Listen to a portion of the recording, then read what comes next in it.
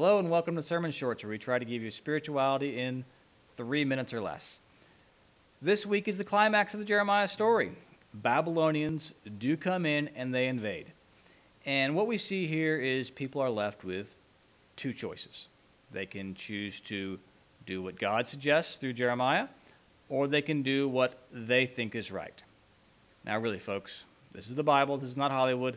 What do you think is going to be the outcome? There's not going to be any hero who comes in here and bends the prophecy and saves the day and his girl at the same time. No, this is the Bible and it reflects reality.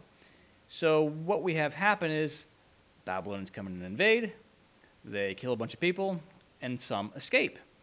And those who escape kind of feel like, oh yeah, I did it. I outsmarted the prophecy. I ducked it. I dodged it. Well, then comes along another battle.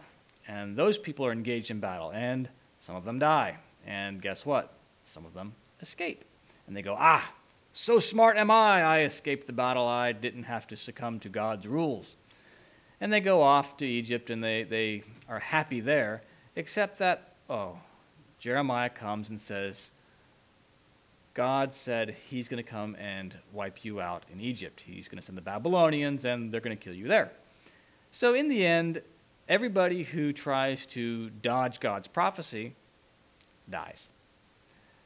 Friends, this is an indication of life. Now, I'm not trying to say every time you don't do one of the 10 Commandments, you're going to die.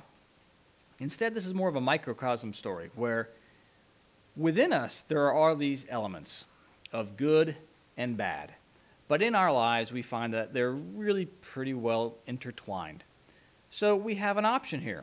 We can do what God says and go peacefully to Babylon on our own, or God will send the Babylonians and he will separate the bad out from us and wipe it out. That's really what's happening in these stories. God's taking the bad out, separating it from the good, and then annihilating the bad.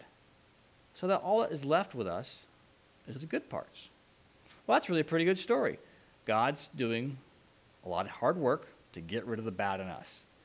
So what we need to look at in our life is, well, hey, maybe God's on our side. Maybe he's trying to take care of us. Maybe, even though the path that we're traveling isn't the one we thought we wanted to travel, maybe we can realize that maybe God deserves the benefit of the doubt. He's going to get us to the destination we want, even if it's not along the path that we anticipated.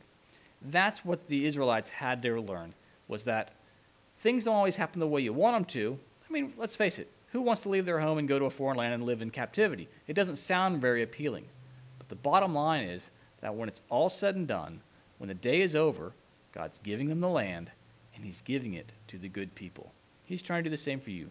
He's giving heaven to the good parts in you. Well, hope you enjoyed this week's Sermon Shorts. Thanks. Bye-bye.